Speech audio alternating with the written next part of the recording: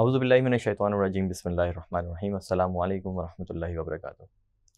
امید کرتا ہوں آپ خیریت سے ہوں گے۔ ہاکائی کے ایک اور پروگرام کے ساتھ آپ کا میزبان محمد فاضل اسلم حاضر خدمت ہے۔ عدنان مرزا صاحب ہمارے ساتھ موجود ہیں۔ عدنان بھائی السلام علیکم۔ وعلیکم السلام۔ کیسے ہیں آپ؟ الحمدللہ بالکل ٹھیک ٹھاک۔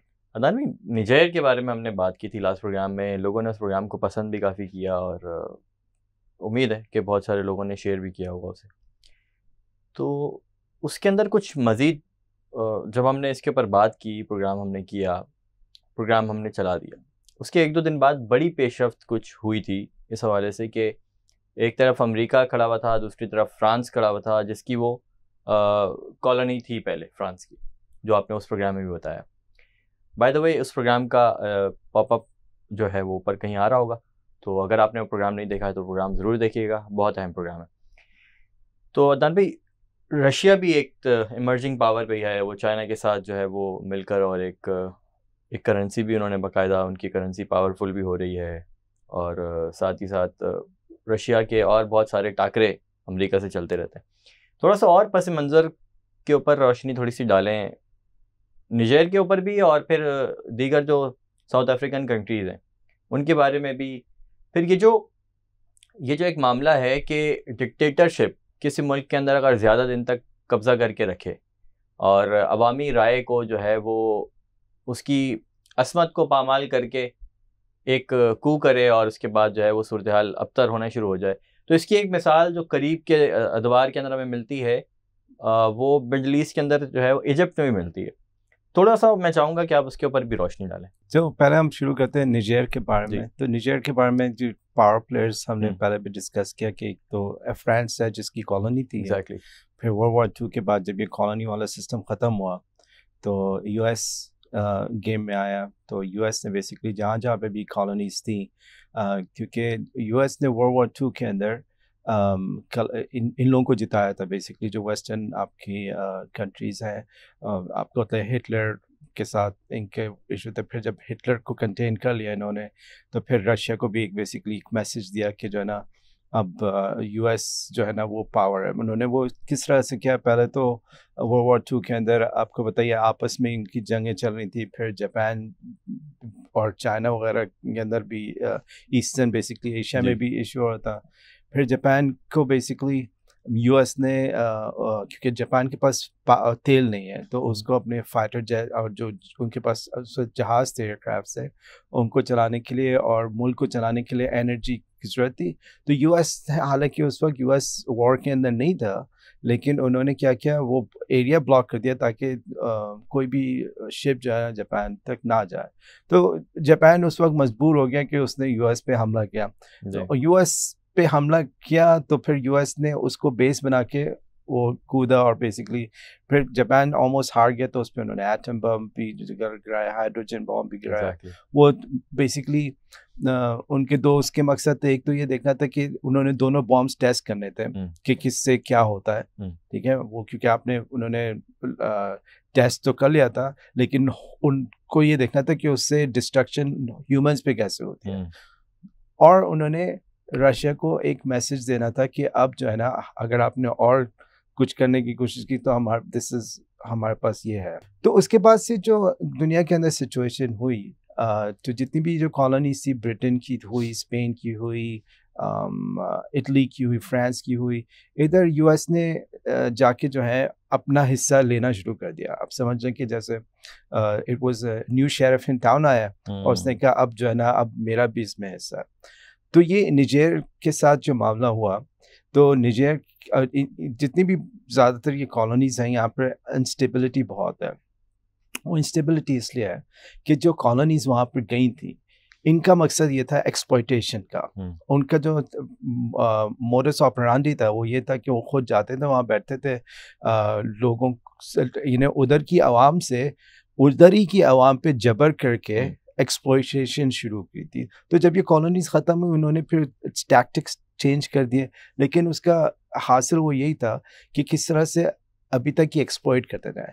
تو میجورٹی آپ دیکھیں، جو ایک تو افریقہ اتنا بڑا ہے، تو اوپر جو کنٹریز ہیں وہ زیادہ تر مسلمان کنٹریز ہیں، ٹھیک ہے، اور پھر نیچے جو ہے وہ سب سہارن افریقہ جو سہارا ڈیزرٹ ہے اس کے نیچے والا، وہاں پہ اسلام ہے لیکن اتنا نہیں ہے.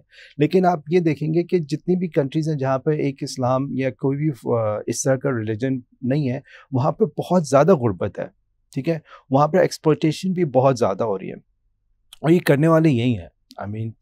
وہ کیا کرتے ہیں کہ وہاں پر جو سب سے کرپٹ ایلیمنٹ ہوتے ہیں ان کو سپورٹ کرتے ہیں. وہ لوگ کیا کرتے ہیں، وہ اپنے نیچے والے کرپٹ ایلیمنٹ کو یعنی ان کو پیسہ دے کے جو عوام الناس ہے اس کو سبڈو کرتے ہیں، اور اسی سے ایکسپلوٹیشن چل رہی ہے. ہر کنٹری سے آپ دیکھیں جہاں پر یہ لوگ بیٹھے ہوئے ہیں وہاں پر حد سے زیادہ ایکسپلوٹیشن ہو رہی ہے. انہیں چاہے وہ لیتھیم ہو، چاہے وہ ڈائمنڈس ہو، چاہے وہ کوبالٹ ہو، یہ سب چیزیں جو انرجی رچ جن کو کنٹریز کو چاہیے یہ وہاں سے ایکسپلوٹ ہو رہا ہے، اور ان عوام کو کچھ نہیں ملتا. ٹھیک ہے، وہ آپس میں لڑ جھگڑ رہے ہیں، ان کو بیسکلی ڈیوائڈ کیا ہوا ہے، کانکر کرتے ہیں اس کو، ڈیوائڈ اینڈ کانکر یہ ان کی بہت پرانی اسٹریٹجی ہے. تو نیجر کے اندر ہم نے پہلے بات کی یورینیم اور وہاں پر زیادہ ہے. ابھی جب ہم نے بات کی اس کے 2-3 دن بعد ہی فرانس کے جو صدر ہیں انہوں نے بہت، کیونکہ ان کے پاس نیوکلیئر پاور پلانٹس وہ بیسکلی چلتے ہی اس سے، ٹھیک ہے. اب وہاں دیکھیں جہاں پر یورینیم نکل رہا ہے وہاں بیچاروں کا الیکٹرک نہیں ہے، کچھ بھی نہیں ہے، لیٹ لون اینی تھنگ. تو وہ یورینیم تو یہ جو عوام ہے آپ کا فرانس میں یا یو کے میں یا یو ایس میں، ان لوگوں کو پھر بھی تھوڑا بہت شروع ہوتا ہے کہ ان کی گورنمنٹس یہ نہیں چاہتے کہ ان کے عوام سڑکوں پہ نکلے، ٹھیک ہے. تو اس ڈر سے یہ لوگ اپنی عوام کو سیٹسفائی رکھنے کے لیے ہر جیسی ایکسپلوٹیشن کرتے ہیں، جسٹیفائی کرتے ہیں کہ بھئی ہمیں یہاں پہ ہونا ہے، حالانکہ عوام کو اصل مقصد نہیں پتہ ان کے. یہ لوگ وہاں بتاتے ہیں کہ ہم تو وہاں پر یہ ٹیررزم ہے اور ہم اس کو کرٹیل کرنے کے لیے جاتے ہیں، اور کیا کہتے ہیں اگر ہم اس کو نہیں کریں گے یہ پھر ہمارے پاس آئیں گے. تو وہ اپنی عوام کو یہ میسج دیتے ہیں، لیکن اصل ان کا مقصد یہ ہے جہاں پہ جانا ہے انہوں نے ایک سسٹم بنایا ہوا ہے کہ آپ نے ان ایلیمنٹس کو پاورفل کرنا ہے جو آپ کا کام کریں اور عوام کو بھی سبڈو رکھ سکیں.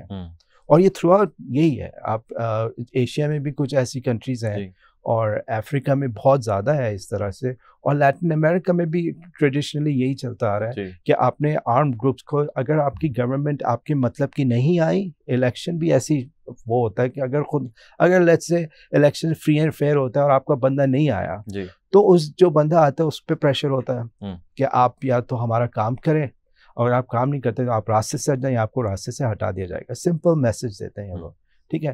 تو بہت سے پھر لیڈرز ہوتے ہیں نا، وہ پھر آپس میں اس چیز میں کمپیٹ کرتے ہیں کہ ہم ان کو کیا دے سکتے ہیں، ہم ان کو کون زیادہ سیٹسفائی کر سکتا ہے. پھر وہ اس میں سے چوز کرتے ہیں. یہ بہت ڈیل ہوتے ہیں جس طرح کمپنی میں ڈیل ہوتے ہیں نا، وہ کہتے ہیں کہ بھئی یہ ہمارے پاس کانٹریکٹ ہے، اب آپ ہم اس کو سب کانٹریکٹ کریں، آپ لوگ ہمیں بڈز دیں. ایگزیکٹلی اسی طرح یہاں پر بھی ہوتا ہے. ہڈی والی مثال ہوگی. ہاں بالکل. بیسکلی آپ نے سمجھنا یہ کہ جو انٹرنیشنل لیول پہ جو گیم ہو رہا ہے یہ بیسکلی کسی گلی محلے میں بھی ہو سکتا ہے. سیم چیز ہے، صرف آپ نے اس کا لیول ڈفرینٹ ہوتا ہے. تو اب جو پاور پلیئرز ہیں افریقہ کے اندر، آپ کو پتہ ہے یو ایس، اب نیجر کی بات کر لیں، نیجر میں یو ایس نے اچھی خاصی انویسٹمنٹ کی ہوئی ہے. ان کا ایک بہت بڑا ڈرون بیس ہے جو وہاں سے بیسکلی پورے سینٹرل افریقہ، ویسٹرن سہارا کو جو ہے نا مانیٹر کر رہا ہوتا ہے. تو یہ جو ملٹری جو بندہ آیا ہے ابھی یہ یو ایس ٹرین بندہ ہے، لیکن اب ٹھیک ہے کیونکہ اب دیکھیں جو ایک کرپٹ بندہ ہوتا ہے نا اس کو کوئی فرق نہیں پڑتا کہ وہ اس کی ایلیجنس کسی کے ساتھ نہیں، اس کی ایلیجنس ہوتی ہے پیسے کے ساتھ. بالکل ٹھیک ہے. تو جو اس کو جو چیز زیادہ آفر کریں گے نا وہ اس کے پاس چل جائے گا. ان کا کوئی دین ایمان ہے نہیں ویسے، ٹھیک ہے. آپ کبھی یو ایس زیادہ بڑی ہڈی ڈال دے گا اس کے پاس چلے گا، فرانس سے بڑی ہڈی ڈال دی، چائنا نے ہڈی ڈال دی، یا کہتے ہیں رشیا نے ہڈی ڈال دی. تو جس کی بڑی ہڈی ہوگی وہ بیسکلی اسی کی بات کرے گا. تو اب یو ایس جو ہے وہ یہ کہہ رہے ہیں کہ نہیں ہم نے تو یہ نہیں کہا اس کو، اور یہ ہم سے مل بھی نہیں رہا ہے. اور اپیرنٹلی کیا کہتے ہیں جو افریقہ میں کچھ کنٹریز ہیں جہاں پہ ملٹری لیڈرشپ ہے، اور کچھ جگہ پہ ایسا سسٹم ہے جو بیسکلی ویسٹرن انفلوئنسڈ ہے ابھی تک. تو ان کا ایک گروپ ہے، اس کو کہتے ہیں economic community of western African states, ایکوواس. تو ایکوواس کے اندر 25 ممبرز ہیں. ان سب نے ان کا بیسکلی ایک موقف یہ نکلا ہے میجورٹی کا کہ اب جو اگر یہ نیجر جو لیڈر ہے ملٹری لیڈر ہے اگر یہ واپس نہیں جاتا ہم اس پہ اٹیک کر دیں گے. وہاں سے پریشر ہے بیسکلی ان کو ویسٹرن کنٹریز سے. ٹھیک ہے. اب کچھ کنٹریز ہیں جہاں پر پچھلے 2-1 سالوں میں کوز ہوئے ہیں, جیسے مالی ہوا یا برکینا فاسو ہوا. وہاں پر کیا ہوا کہ جو ملٹری لیڈر آیا ہے اس نے فرانس کو نکالا ہے وہاں سے اور بات کی ہے رشیا سے کہ ہمیں سپورٹ دیں, اور رشیا دے رہا ہے. رشیا بیسکلی اس ویکیوم کو فل کر رہا ہے جہاں پہ اس کو لگ رہا ہے کہ اب امریکہ کا اور ویسٹ کا جو ہے وہ ویک ہو رہے ہیں, زور کم ہو رہا ہے کیونکہ ان کی کرنسیز ویک ہو رہی ہیں. اور اس نے دیکھ لیا, اس نے یوکرین میں دیکھ لیا کہ یہ لوگ کچھ بھی نہیں کر سکتے بیسکلی. ٹھیک ہے. اور وہ اب ان سب چیزوں کا ایکسپلائٹ کرے گا.